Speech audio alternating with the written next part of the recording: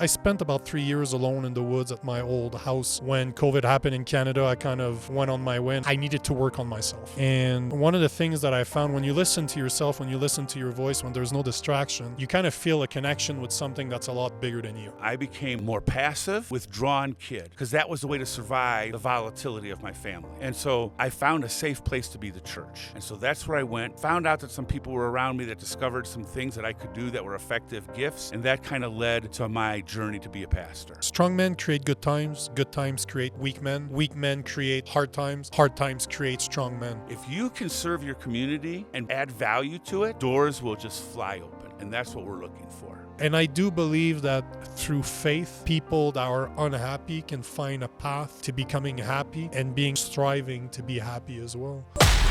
This is the Nico Lagan Show.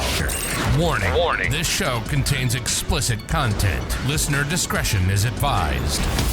Real, raw, and shooting you straight. This is the Nico Lagan Show. And now your host, Nico.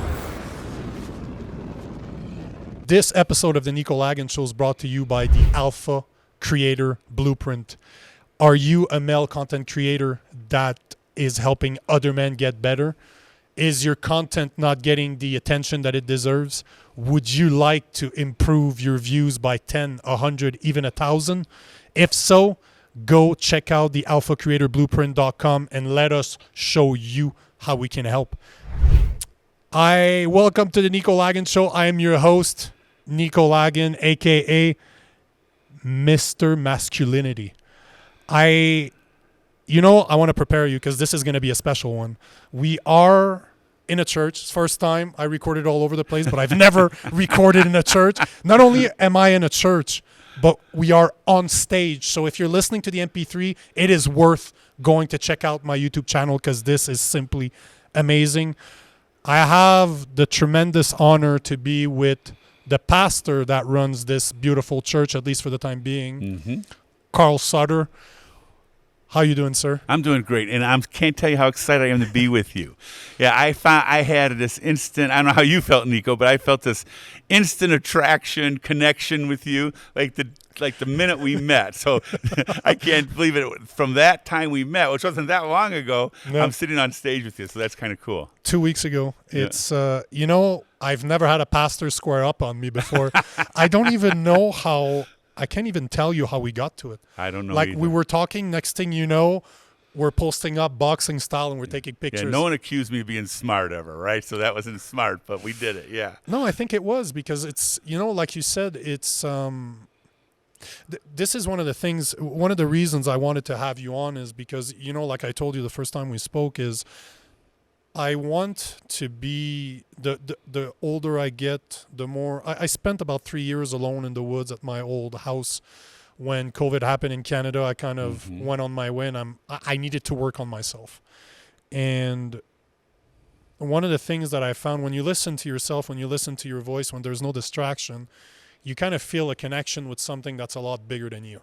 You realize when you have time, I meditate a lot, I pray a lot, and I have a very personal relationship with God. I used to call it the universe because I was a bit of a shame to say it publicly that I do believe in God. I do believe in Jesus Christ.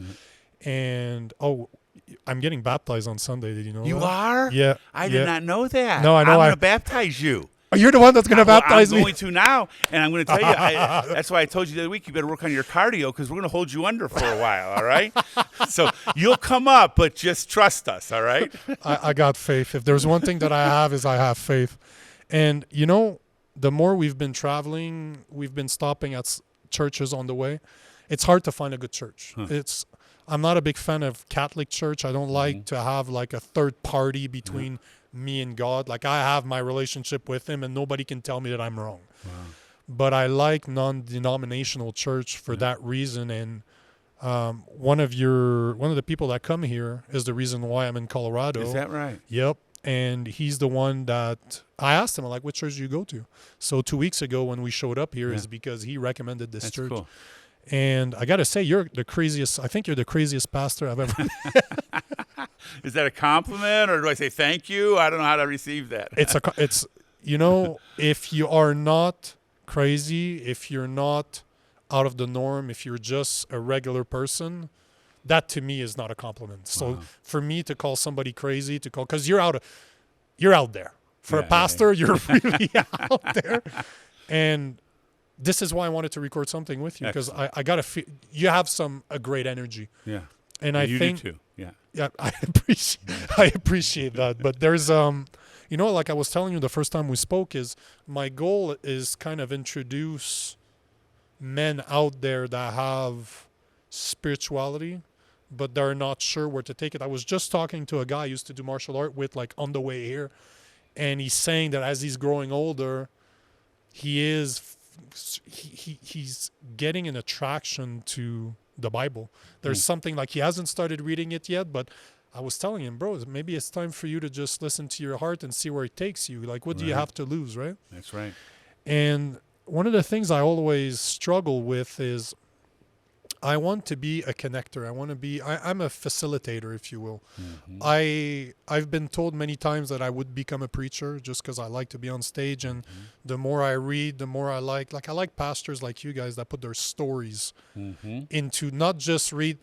You did not live your life. You did not learn life lessons because of the Bible. The Bible explained your life, and you're like, right. oh, okay, that's what I did wrong. That's profound. But this is how I see the Bible. To me, the Bible, I don't even care that it's true or not. To me, it's irrelevant because no matter even if they were just stories, there's so much to learn from those words, especially if you know how to read between the lines. That's cool. And to me, it's a psychological tell. If you look at the Bible, to me, it explains everything that goes on in my mind. Wow. And I don't know how to bring it to the masses because I'm getting millions of views on my content every month now. And I've always been very kind of, should I speak about this? Because I don't want to sound like a preacher. Right. But this is why I'm here. I want to introduce more and more people to preachers, to people of the faith, to kind of just like introduce them to something without, I'm not a professional when it comes to this, but I want to put my audience or anybody out there in touch with guys like you. Yeah. So can you tell us how'd you become a pastor? Wow. Because you're not a priest. No. You know what? Do you want to explain that? Because a lot of people don't know the difference between a priest. A lot of people think, especially in North America, they hear a church, they think Catholic, they think you're wearing the suit. I don't know how to call it. Right. You can't get married. Right. But non-denominational church are completely a different beast. Right? That's right. We're completely different, and we base it on, the Bible talks about if you're a believer, that it calls the priesthood of all believers. So we believe that everybody stands on level ground. Nobody has more access to God than anybody else. No one speaks more to this person than that person. We all have access to God. So that's kind of the fundamental belief. We don't do anything to elevate ourselves over the people. And see, this is the biggest thing. This is really, I think this is what kind of turns off people from church is the fact that if you look at the Catholic Church, for example, and I'm not there to bash the Catholic Church, but I'm just talking about the impression that people get, is that in order to know God, you absolutely need to go to church. And to me, I pray every day, and I've been doing it for years. It has nothing to do with the church. That's right. I have been in the presence of God before, and there's nobody that can tell me that it wasn't real, because I know it in my heart to be real. Right. And I think the Catholic part kind of kills it for a lot of people to say, yeah, you know what? A bunch of guys that's never been married, who are they to give me marriage advice, which I completely agree. But there's also, the stories about the low boys and it sounds bad, right? And it turns people off of it. Is that something you deal with? Is that, do you get people that come here are like, I don't like the church because I was shown not to like it? For sure we do. We try to be kind of an unchurched church, right? That's our target audience. Unchurched people or people who've been burned by the church. Twice in the New Testament, Jesus told people they had great faith. Two different people. Neither of them were Jewish people. They were outside the realm of normal, back in those days, religion. So Gentiles, I think Yes, they call were them? Gentiles. That's right. Which tells me that great faith is often found in the most unlikely places. So Jesus found great faith not in Israel. I think a lot of the great faith we find today are unchurched people who are doing radical things. And I totally agree with you, because if there's one thing I've always called it instincts. Like I come from your very average family, if not poor family. My parents got divorced when I was 14. My dad kind of disappeared afterwards. So I never had a real role model to show me what it is to be a man, right? And over the years, I've always had instincts. If there's something, I've always listened to my inner voice. I never questioned it. I've always went, and you know what? Screw this. Like, I don't care what anybody says. I literally left a six-digit job, cashed everything that I had, and just said, you know what? I believe in this so much that I'm ready to lose it all. Wow. And I've always been like that. And for the longest time, I called it instincts. But more and more that I meet guys like you, the more and more that instinct is not the right word. The word is faith. I have faith. Yeah. And it's undeniable. Like, Josie and I talks about this all the time, and I'm always telling her that she's a bit more pessimist than I am. Like, she tends to see the bad before she sees the good. I always see the good. How many times you burn me, I'm not naive, but I tend to give a chance to everybody. That's cool. Yeah. At the same, but that would be denying my nature if I didn't. Right. But one thing that I find interesting that I'm always talking to her about is just have faith. Just have faith. Whatever it means to you, just have faith. Just believe that there's something bigger than you that's transpiring to make sure that your dreams become reality. That's cool. your destiny. I believe in destiny. I believe we're all here for some reason. That's right. And my destiny is incredible. I know this. Yeah. So what made you become a pastor in the first place? Because you weren't born a pastor. No, for sure. So I was raised in Cleveland, Ohio, right? Okay. And I'm the youngest of three boys. And there was a lot of anger and a lot of alcohol in my family, right? My brothers were tough guys like you. And they never backed down from a fight. They liked to fight. And since I'm the youngest, anger and not violence, but tough stuff would always roll down. And since I was the youngest, I had no options, right?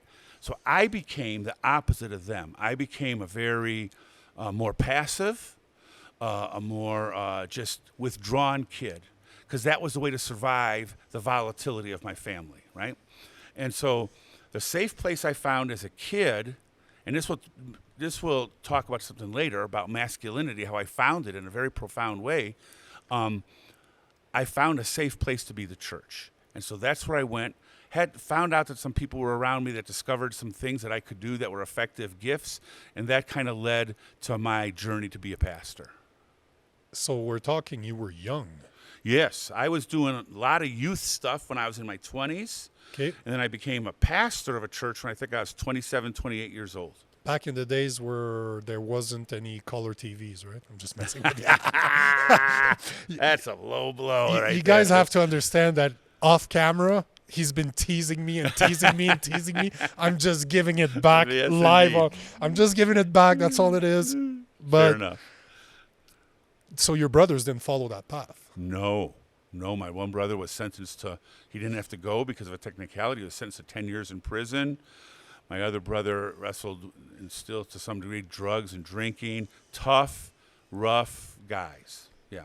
Can I ask why? What was the 10 years for? Because that's that is a serious sentence. Yeah, it was an armed robbery. But he got off on a technicality. But he was always an angry guy. He's no longer with us, passed away a couple years ago, but never finished high school, got kicked out, joined the Army, got kicked out. I mean, everywhere he went, he was so difficult and volatile. His temper was off the charts. He could not really sustain a job or a relationship.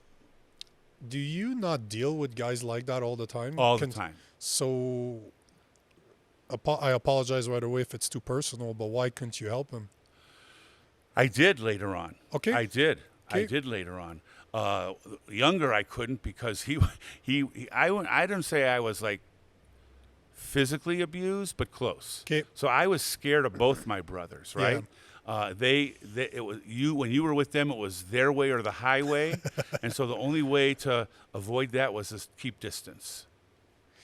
You know, I'm not the most versed in the Bible, but Jesus said at one point that going back home is the hardest place to go because nobody's going to believe you. Yes. Because they've seen you grow up. That's right. Jesus grew up as just a regular guy. Right. He always knew what his destiny was. So did his parents, but they never talked about That's it right. until he decided to come out with Yeah. it. And now, did that happen to you? Like when because now you're a pastor, like you're in Loveland, Colorado, and how many people fits in here? Like 700-800 people? Well, we can fit 1,000 in here usually. Yeah. Mm-hmm. That's a nice congregation. Yeah. And you guys are packed. Like Yeah. I've been here for the past 2 weekends and it's been jam packed. Yeah. Is that something you think that could happen where you're from? Would people believe you? Does that make sense what I'm Yeah, asking? I think you said it right. Jesus said, well, a prophet doesn't have any honor in his hometown, right? So I think people know you too well. I think starting, I probably couldn't have. That's why I had to get away, Yeah. have people view me differently. Yeah. So yeah. So it is a real thing. I think it is. It is a real When you get thing. some distance, and I think you go back, and if you got some credibility outside of your home, then maybe you go back and they'll give you some credibility. But it's harder, I think, to get it. Have you ever Did you ever preach? I've been back to home, and I've had. Now it's fun to go back home because I think, like I say, they look at me from a completely different view. Plus, I've changed too. I've changed radically how I was as a kid. Yeah. How so? Well, here's what happened to me. I was a pastor for a long time, and I don't know if we're going to talk about this or not, but I think sometimes the church is very guilty of feminizing men too. I definitely want to talk about that. Okay, because they want you to be kind, they want you to be nice, and I don't think Jesus uses nice guys. I think he's using so I was a nice guy and was doing really great in church, but I had a really, really, really struggling marriage, really bad. I didn't know how to handle some of the difficult dynamics that were happening in my marriage. So eventually, I was angry at my wife. I didn't know how to be angry at her. And so in my 40s, unfortunately, I connected and crossed some boundaries with another woman. Okay. And so I got fired. And all the counseling, we never were able to put our marriage back together again. Virtually, I lost everything I had. So I went to see a counselor, and they said, well, maybe you have some sexual addiction. I says, I don't think I do, but I know. And finally, I went to see this other guy, and I told him my story because I lost everything. And he said, your problem is you're not a man. Snap. And that landed. Love it. That landed full force on me because I knew what he was saying. I didn't have the ability to stand up to things, address some things in my marriage with courage. I was always a nice guy, but passive and conflict avoidant. The church rewarded that, but there's a shadow side to that. Of course. That will come back and bite you like it did me. So at the age of 42, I went on a mission to become a man, which is sad, right? Because I have a grandpa, I had a dad, I had 2 older brothers. Every older man in my family, instead of blessing me, cursed me. And so it's like, wow, I didn't even know how to be a man, and I had ample opportunity for that to happen. So I started at the age of 42 saying, I need to learn how to be a man. Where did that send you? That must have been an interesting journey. That was interesting, and it still continues, right? It still continues because the journey is never over. So I started getting involved in men's things. I believe men get their power from 2 places, God and other men. Beautifully said. Most men, probably myself before 42, tried to find my power through women. Make me feel like a man, whether it's real women or virtual women, right? Help me feel like a man. Help me feel like a man. And that will just weaken our core as a man. We have to penetrate the feminine with power to give, not to receive. And so that was good for me to learn that, still learning it. I'm always trying to be in a community of men that help me. It's hard. Men are difficult. Sometimes they're not easy to be around. But what I get from that community of men is strength and power, accountability, and those are things that I need to make me a stronger man. Do you think that's something that's lacking today? Totally. That's why I think in large part, this church, I'm the founding pastor of this church. It started 11 years ago. Really? And so we went from virtually not even having anything to, here we are in this multi-million-dollar building, a congregation of about 3,000 to 4,000 people, right? And I think it's God, of course, but I also think it's because we're willing to address things for men, because men want to be helped. Mm-hmm. But if they go to a place where their masculinity is not embraced or even rejected, they'll run away quickly. You know, this is one of the reasons why I'm doing what I do, because I don't look like your men bun preacher that's telling you to hug trees. Right. I'm the type of guy that sold drugs. I'm the type of guy that slept with a lot of women in my life. I had substance abuse. I was an addict for years. Wow. I dropped out of school. I was 15 years old. Didn't go back until my 20s. But the day that I decided no more, the day that I decided in my early 20s to say, you know what, I'm going to drop everything that I'm doing right now, and I'm going to take a hold of what I call my life and figure out where I go from here. And this is why I do what I do, because I grew up without that father figure to teach me, so I had to learn by myself. I can't name one guy in my life that changed me to become a man. It's really something. It is sad. It's a fact, though. It is sad, but I think that was on purpose. I think the whole point of me going through all of this and doing everything that I've done and go from literally not having a high school diploma to being a sales engineer. I was the only one in my team that was not an engineer, yet I made the money of engineers. Wow. And this was just to practice. I sold multi-million-dollar contracts. That's what we did. I'm the one that did the presentation, the technical aspect of everything. It was my designs. That's awesome. But this was all to prepare me to do what I'm doing right now. And it's all to prepare me to be on stage in front of thousands of people, showing them that it's crucial to embrace your masculinity. That's amazing. That there's no such thing as toxic masculinity. Masculinity is toxic when there's a lack of masculinity, not when masculinity is embraced for what it is. I agree. I don't remember who's the psychologist that said that, but he said that masculinity that is uncontrolled is the most destructive force on the planet. But at the same time, masculinity that is embraced through temperance is the most powerful, constructive force on planet Earth. That's powerful. We build and destroyed empires. Yes. Look at what's going on in the U.S. right now. Yes, indeed. This was built by extremely strong men. Men that were ready to die to separate from England. And now we're ran by weak men, and we're sowing exactly what's going on. Like, this is all our fault. What do you think can be done in this situation? Like now, if you look around you right now, what do you think we can do to save the United States? Well, I think, Nico, what you're doing is a start, right? Yep. I think it's great. I think I called it, like when I was raised watching my dad and my grandpa and my brothers who were tough, I called it like pseudo masculinity. Sure. Yep. Right? It wasn't safe. No. So my pendulum swung, and I became almost scared of masculinity until my lack of masculinity forced a crash in my life. Here's what I think. Tough men, I saw this somewhere. Tough men build good times. Oh, I love that saying. Okay? Good times breed weak men. And weak men build weak things. So that's, I think, where we're at in our country right now. And so I think there's a hunger for powerful, what you call tempered masculinity. A masculinity that's strong but safe, compelling. People are attracted to it. And so I think the more that we can do that, I hold hope for us moving forward. The expression goes, strong men create good times create weak men, weak men create hard times create strong men. And that's what I was trying to say. I know that.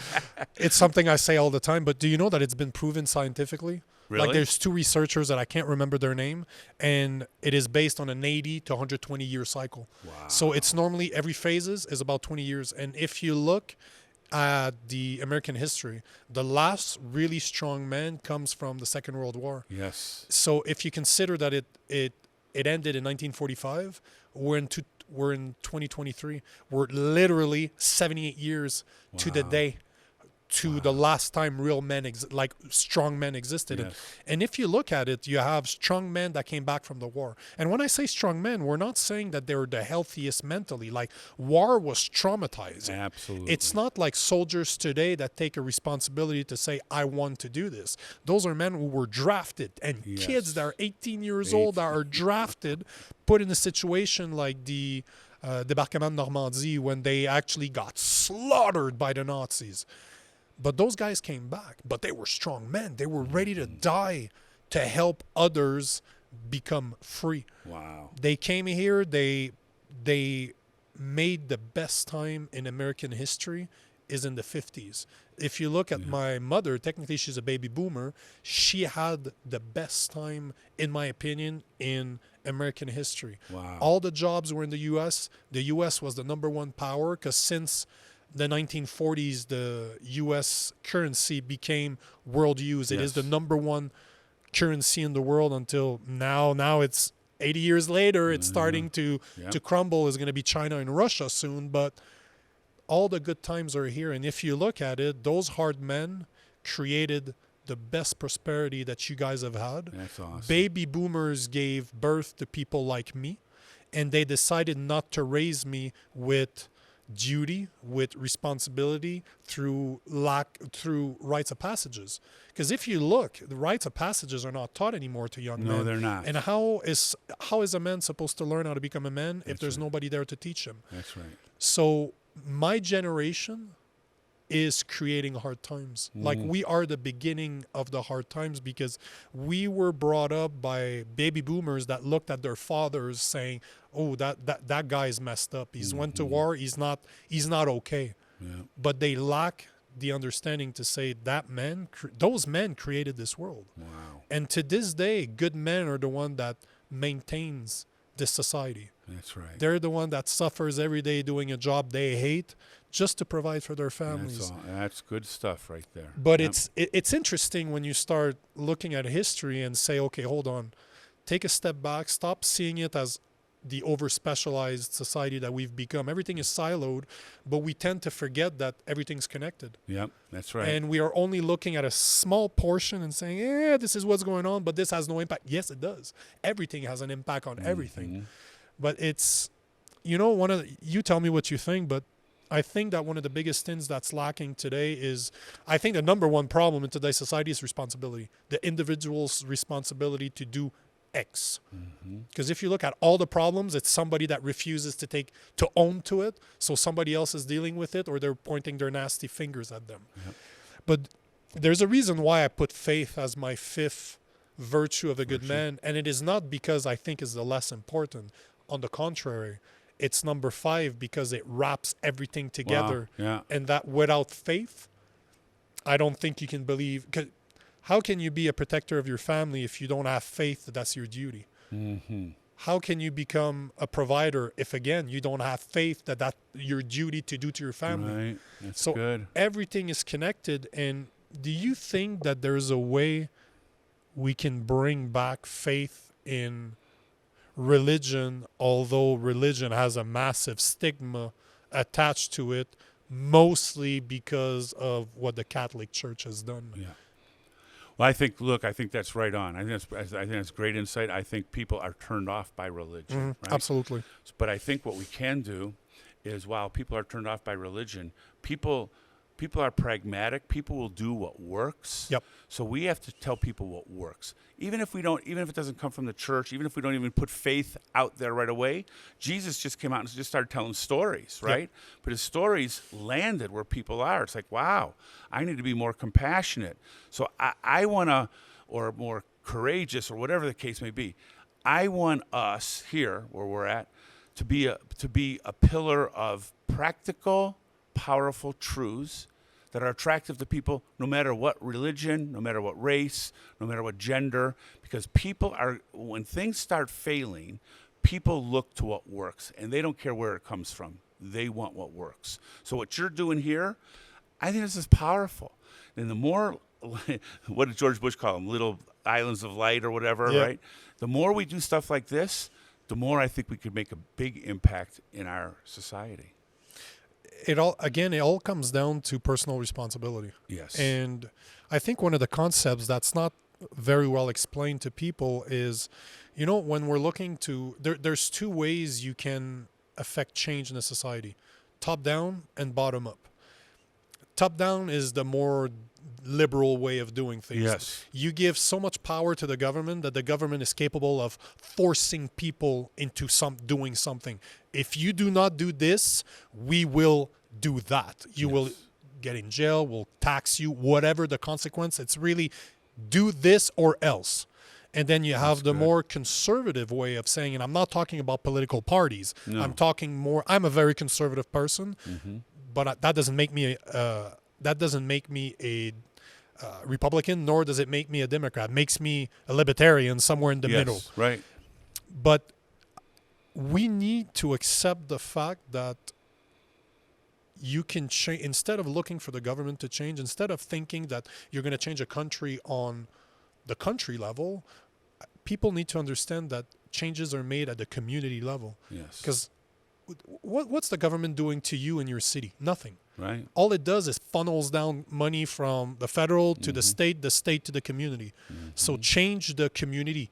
Be an impact where you are. Like I'm always saying that the world is changed one man at a time, and it takes just one man to change the world. I like it. Yeah. I finish all of my podcasts like that. This is something, but all to say that do you think that if people showed up to churches like here, they could find, because to me, this church is beautiful for two things. The pastors, like you guys are amazing, but the community that is attached to it. And I think this is a point that's missing from people is the congregation. If you're in a situation where you're not telling people that you need to find God through me, through the church, you guys are just shepherds. Absolutely. You're just gathering people together. Yep.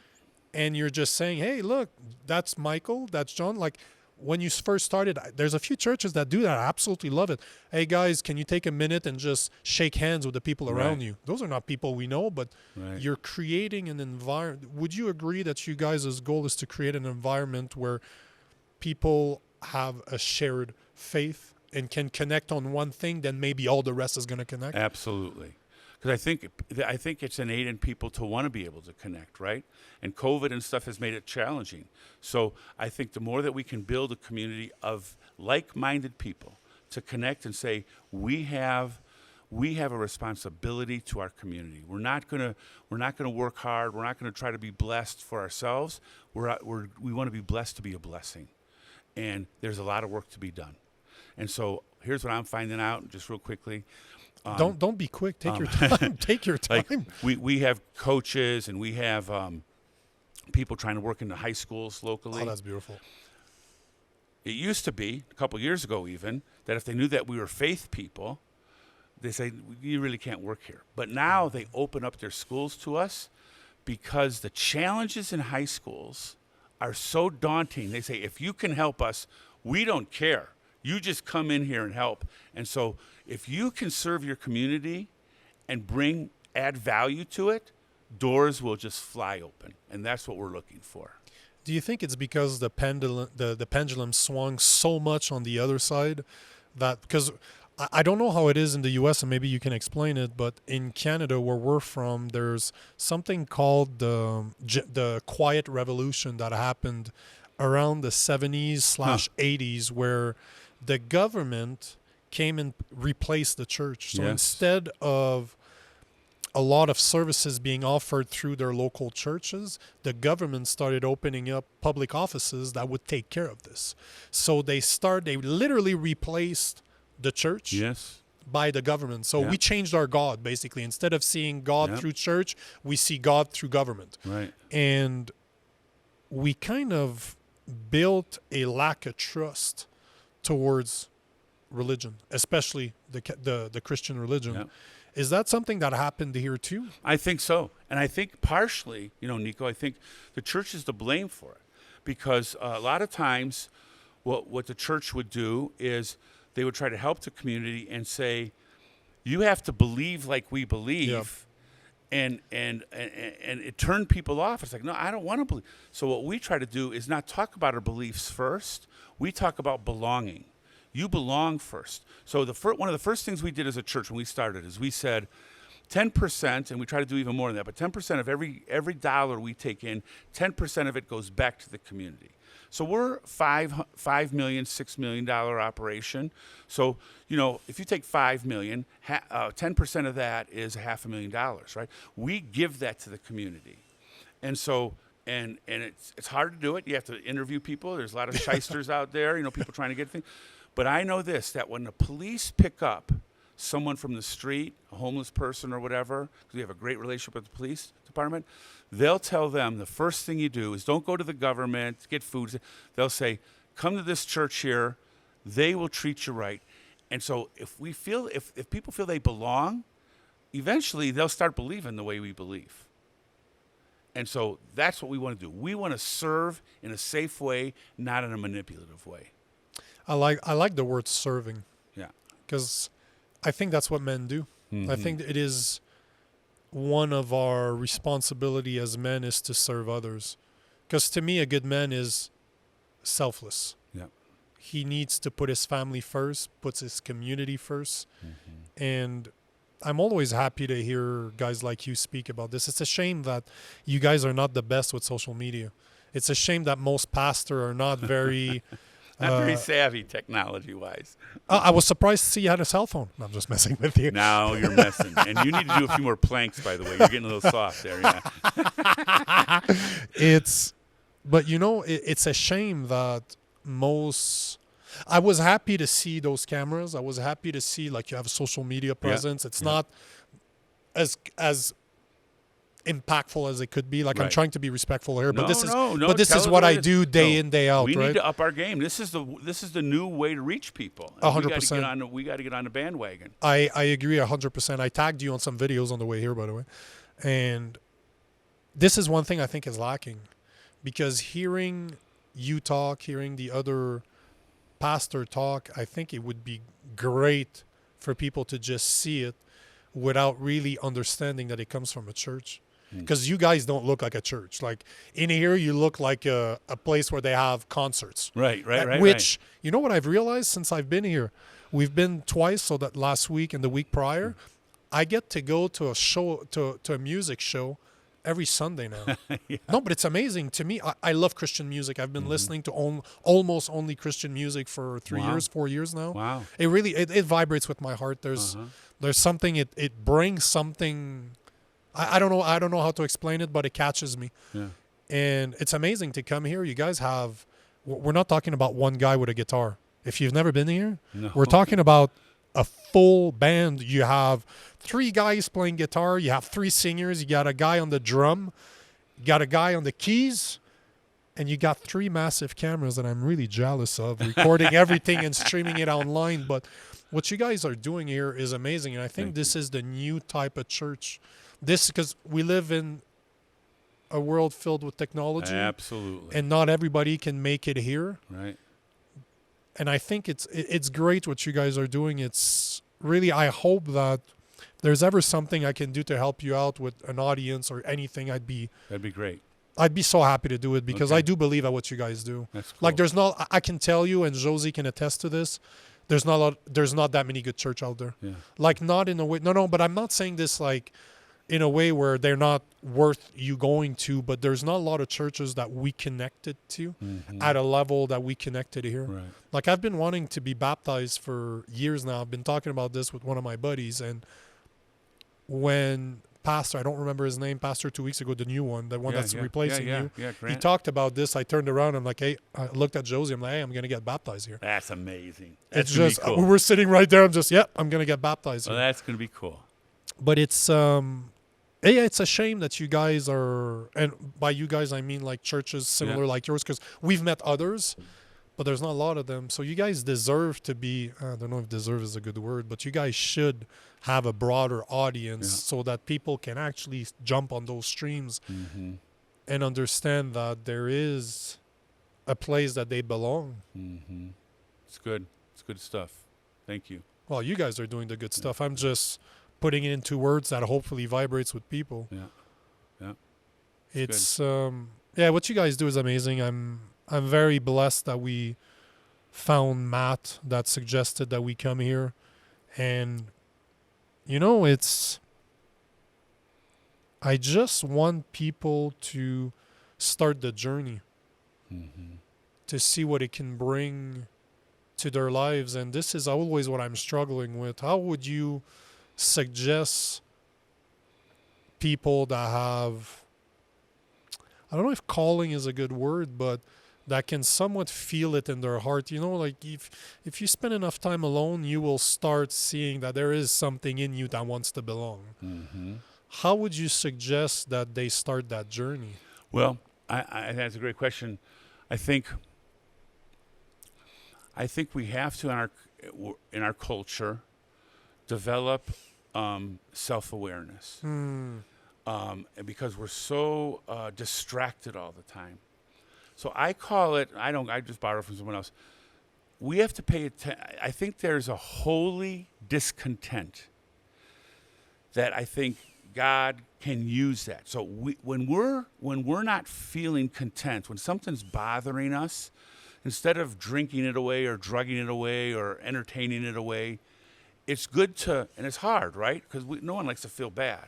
But it's good to spend some time with our discontent, because I think in that we can find our calling.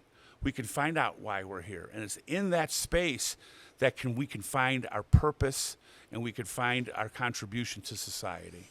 Love that word.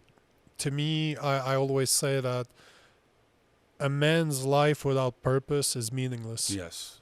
We need purpose. That's I don't believe in depression. No. I believe that it's a lack of purpose. Yes. There's I no agree. such thing as depression. Depression is a lazy term that we throw out there to avoid taking responsibility for the fact that our life sucks. That's great. I say that to people all the time. If your life sucks, chances are it's your fault. And no, but own to it. Because people don't understand that, what? If I have the power to make my life miserable, that means that I have the power to make it great. Yes. That it's really the way I look at things. It's a mindset that you can change to decide to say, it's beautiful. I want to be happy. And I do believe that through faith, people that are unhappy can find a path to becoming happy and being surrounded by other people that are striving to be happy as well. That's beautiful. That you should charge for this podcast. That's worth paying for right there. I don't know what Good. Not very often am I speechless, but I don't know what's going on. There's something going on in my heart that's just, I wanted to be here. We were invited here in Colorado. It's one of the people that come here found me online. Really? Yeah. We were in Yuma, Arizona.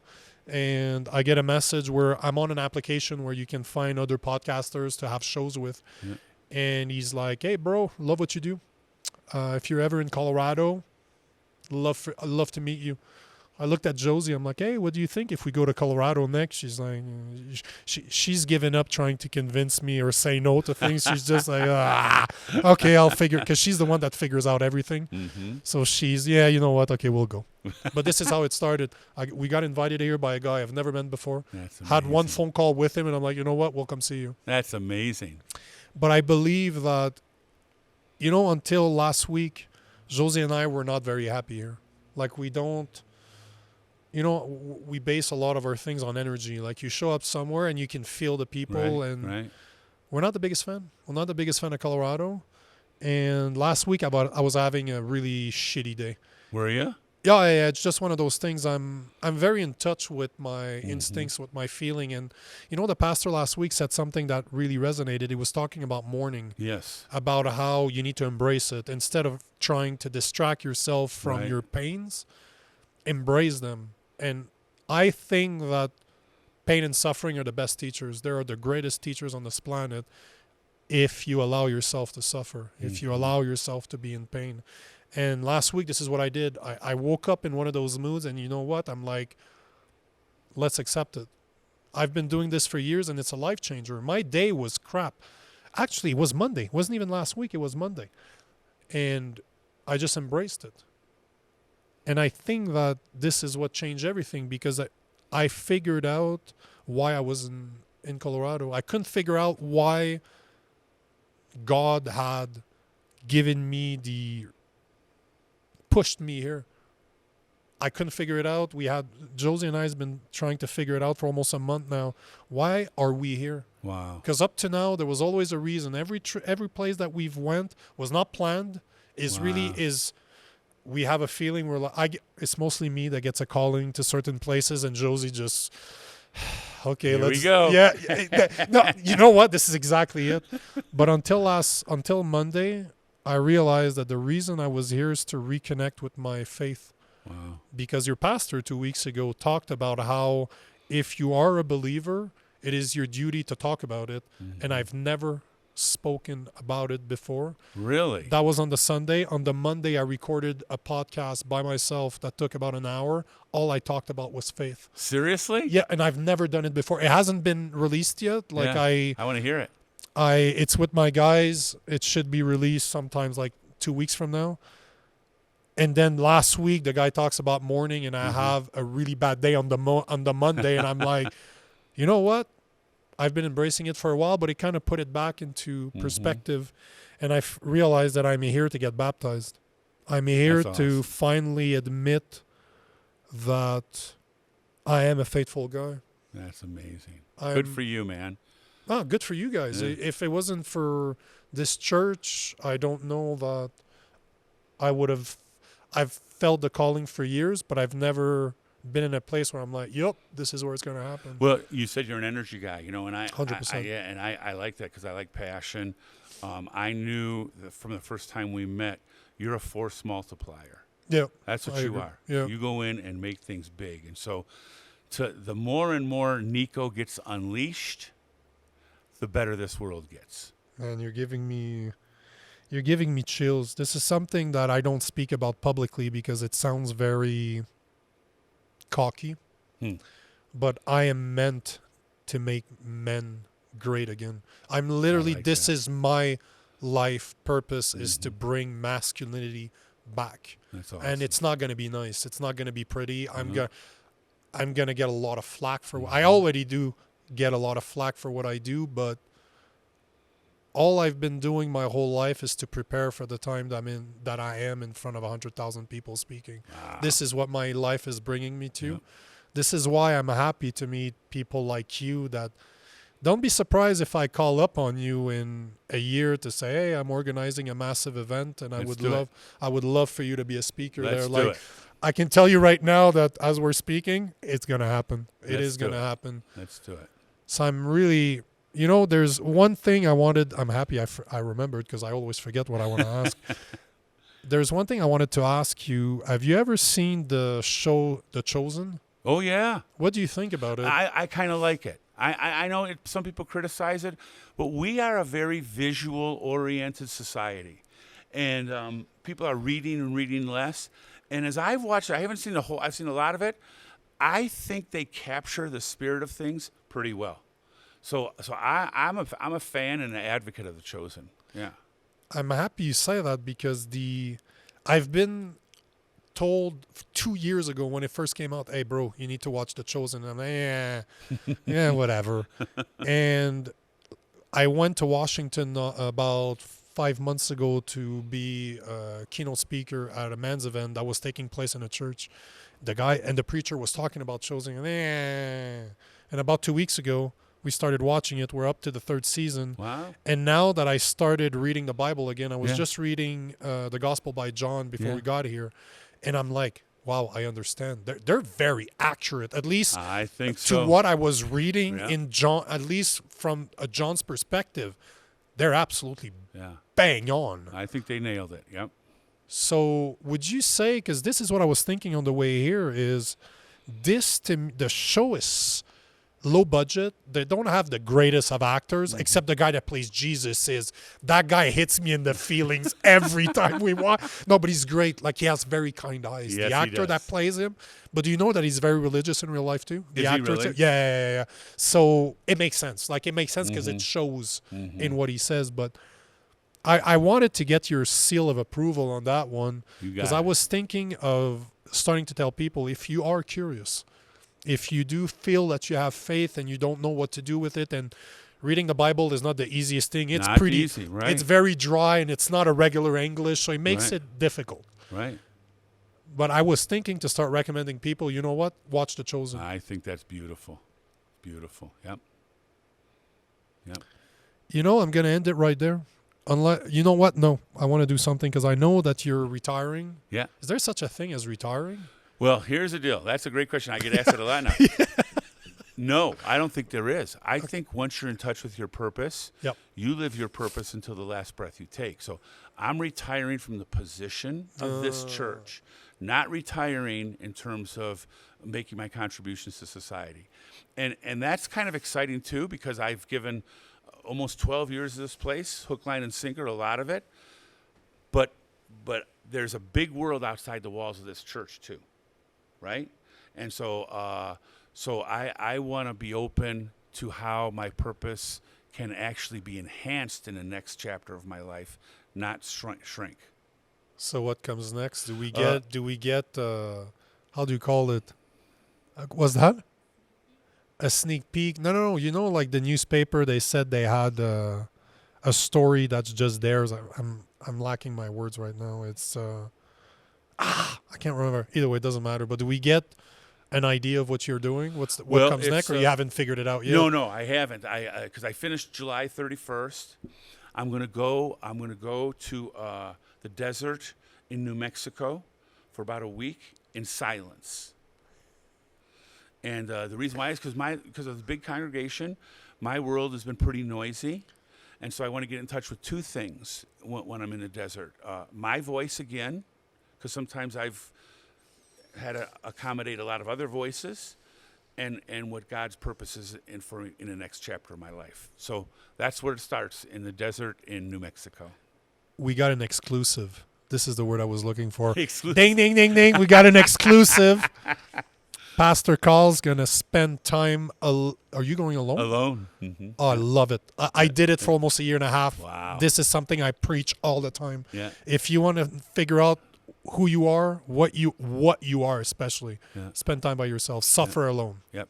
Beautiful. I'm happy to hear that, because I think this is when you're at a point where you've been selfless, where you've given everything you had to give. Now is a time. There's certain people that get to become selfish and think about themselves and what comes next in their life because they have contributed. But you know, I always think that you're born selfish, you become selfless, you become selfish for a small time in order to become even more selfless That's beautiful. afterwards. I like it. And I think that's exactly what you're doing. Yeah. It's a beautiful thing. Yeah. Is there something you want to say in closing? Is there, because I'm hoping that I was thinking I'd give you all the footage of this if you want to share it with the people here, because I don't think that your congregation gets to hear that personal on you. Right. And I think it's important. I think it stories connect people. Well, obviously I'm talking to a guy that preached the Bible, but I don't think I need to say this, but is there something you want to say in closing? Is there? Well, Nico, look, first of all, thank you. What a privilege and an honor to spend this time with you. So I appreciate the invitation to sit in this chair across from you. I'm humbled by that. And I'm excited for kind of our new relationship, whatever that looks like moving forward, because I do think, with no disrespect to any person, or to anybody in any way, shape, or form, I think the highest call of all is for a man to find his purpose. Because when men flourish, women flourish. And when women flourish, families flourish. And so we're the first cause, men are. And so I'm so happy to be part of this to this extent today. And I just want to bless you for your journey, because I think as men listen, as you said, most of your audience is men. Men, the most important thing we could do is embrace our masculinity from a healthy place and then go make a difference in the world. And it's funny you say that you bless my trip, because you're literally going to baptize me. So I don't think I can get a better blessing than that. No, that's going to be great. I want to thank you for your time. Thank you, whoever allowed us to do this, which I think is you had the power to say we're good to go. But I really appreciate this, and this has to be the coolest place I've ever recorded a podcast before. Let's so do it thank again you. down the road. Yep. Absolutely. Thanks for your time. You've been listening to the Nico Lagan Show. Nico has been involved in the martial arts for 20 years. He's a Muay Thai coach, focus coach, podcaster, and sought-after public speaker. We hope you've enjoyed the show, and we hope you've gotten some useful and practical information. We'll be back soon, but in the meantime, find us on Facebook and Instagram at Coach Nico Lagan, and on YouTube at The Nico Lagan Show. See you next time.